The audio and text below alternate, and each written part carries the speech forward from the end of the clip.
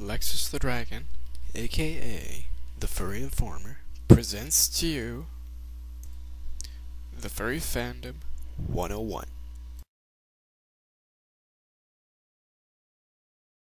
So, you decide you're a furry and you need a fursona.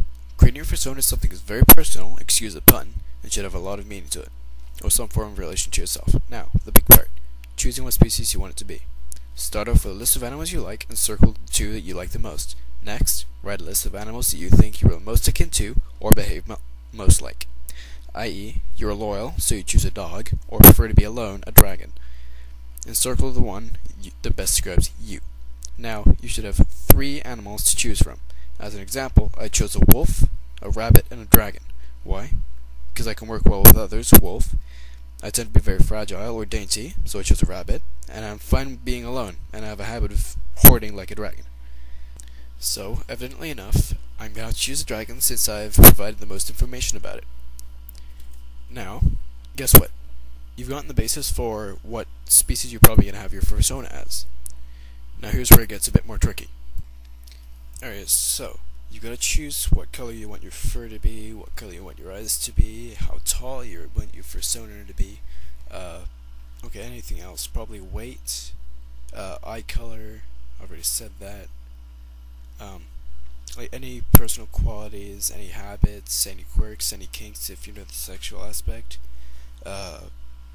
what their privates are like for example the length, the girth, if you've got a female fursona, you want to have the cup size, like for example then you have to work on the hair, you have to work on every other aspect that you could ever think of, and then you just gotta post it on a site, or if you're gonna be using it for a character, write up in a bio, and then try and include for a story their significance and what they're going to be doing in the story, and so on and so forth. Alright guys, time to brush up on your high school research skills. Alright, I want you to go to Google and type in furry artist, or even fursona tutorial if you go to that yourself. I don't know, there's a lot of options you have for creating a fursona. Obviously you've probably listened or gone through the creating a bio experience, where you've obviously made your fursona. So, finding an artist is probably the longest and most arduous part of getting your fursona sorted and organized. Right? You're gonna have to firstly find an artist. I would recommend firstly starting at DeviantArt, DeviantArt.com, DeviantArt.com, the best site you will ever find for very good artists, usually for a low price if you're looking for a commissioned piece.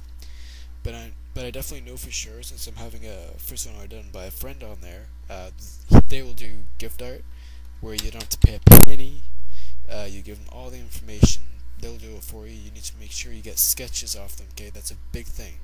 Make sure you get sketches, make sure you keep tabs of it, and basically just follow through that process. Eventually when it's done, they will send you the piece of art, and they will, for example, have their signature on it, and then you can ask like for them to have a little bit of text on it, saying your name or saying your own favorite catchphrase, and you can use that for your fursona, and a little link for or a display picture for a site you're on, and just go from there, and you'll be using that for your fursona.